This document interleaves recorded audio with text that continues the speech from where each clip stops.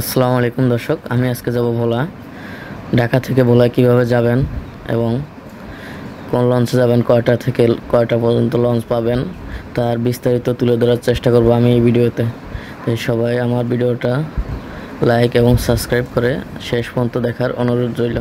তো শুরু করা যাক আমাদের ভোলা ভ্রমণ।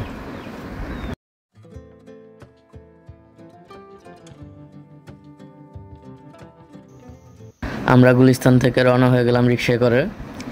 গুলিস্তান থেকে রিক্সায় আমরা এখন যাব সদরঘাট। সেখান থেকে লঞ্চে উঠে আমরা ভোলার উদ্দেশ্যে। তো আমরা সদরঘাট পৌঁছানো পর্যন্ত আশেপাশের কিছু দৃশ্য, বৃষ্টি ভেজা দৃশ্য উপভোগ করা যাক। যেহেতু বৃষ্টির সময়, তাই রিক্সা পেতে অনেকটাই কষ্ট হয়েছে। তো আমরা এখন যাই সদরঘাট, তারপর বাকিটা।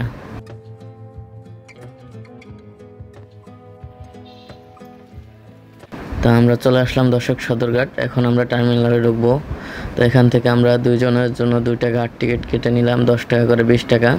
তারপর টার্মিনালে ঢুকে আমরা আমাদের লঞ্চে উঠব।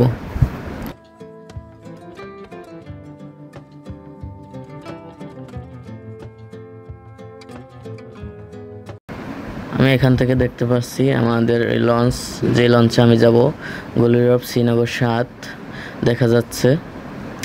এই লঞ্চে আমি যাব ভোলার লালমোহনে। তো আমার সাথে থাকার জন্য সবার কাছে অনুরোধ রইল।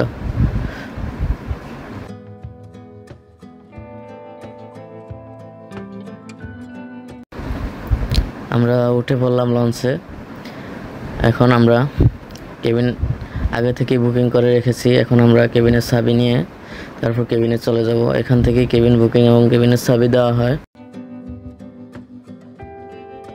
আমরা কেবিনের চাবি নিয়ে নিলাম। এখন যাব আমাদের কেবিনে। আমার সাথে আমার ভ্রমণ সঙ্গী হিসাবে আছে আমার ফুফাতো ভাই রনি। এটা আমাদের কেবিন, আমরা এই কেবিনে যাব। আমরা একটু আশপাশটা ঘুরে দেখি। এখন প্রায় সন্ধ্যা হয়ে গেছে, লঞ্চ ছাড়ার সময় হয়ে গেছে। লঞ্চ ছাড়বে সন্ধ্যা 7টা 30 মিনিটে।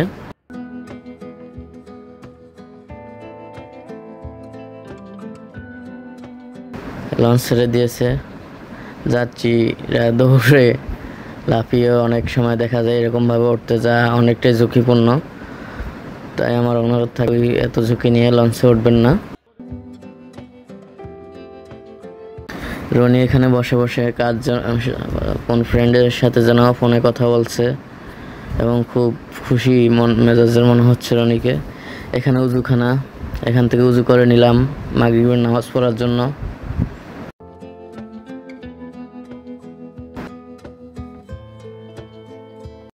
আমরা ঘুরতে ঘুরতে চলে আসলাম লঞ্চের ডেকে। এখানে চার দোকান আছে, আমরা চা খেয়ে নিলাম এখান থেকে। তারপর আমরা লঞ্চের ইঞ্জিল দেখলাম ঘুরে। ইঞ্জিল খুব বড় বড় 2টা ইঞ্জিল, খুব শব্দ এখানে। এটা লঞ্চের ক্যান্টিন, এখানে খাওয়া দাওয়া করা যায়। এখানে লঞ্চের জন্য রান্না করা হচ্ছে। এখানে মাছ, সম্ভবত পাঙ্গাস মাছ। আমরা লঞ্চের পিছনে চলে আসলাম।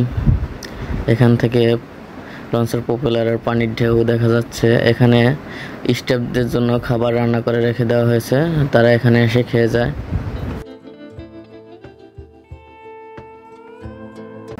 আমরা লঞ্চের দোতলার ডেকে চলে আসলাম। এখান থেকে লঞ্চের পিছনের দিকে একটু দেখবো লঞ্চের প্রপেলারের পানির ঢেউ কতটুকু উপরে ওঠে, কীরকম দেখতে অনেকটাই ভালো লাগে। অনেক শীতল বাতাস বয় লঞ্চে। আমরা চলে আসলাম লঞ্চের 3য় তলার ছাদে। এখানে অনেক শীতল বাতাস এবং আশেপাশের কলকারখানা, ফ্যাক্টরির দৃশ্য দেখা যাচ্ছে। লঞ্চে রাতের ঘোরাঘুরি শেষ করে খাওয়া দাওয়া করে আমরা চলে যাব ঘুমাতে। তাই আমরা এখন খাওয়া দাওয়া করতে রওনা হয়ে গেলাম। আমরা খাবার কিনে নিয়ে এসেছি বাইরে থেকে, আপনারা চাইলে লঞ্চ থেকে খেতে পারেন। খাওয়া দাওয়া শেষ করে আমরা চলে গেলাম ঘুমানোর জন্য। আমাদের ঘুম ভাঙার পরেই আমরা দেখি লঞ্চ ঘাটে চলে আসলো। সকাল 6টা 10 মিনিট। এখন আমরা লঞ্চ থেকে নেমে যাব। সবাইকে অসংখ্য ধন্যবাদ আমার ভিডিওর শেষ পর্যন্ত থাকার জন্য। ও আন্তরিক শুভেচ্ছা। আসসালামু আলাইকুম।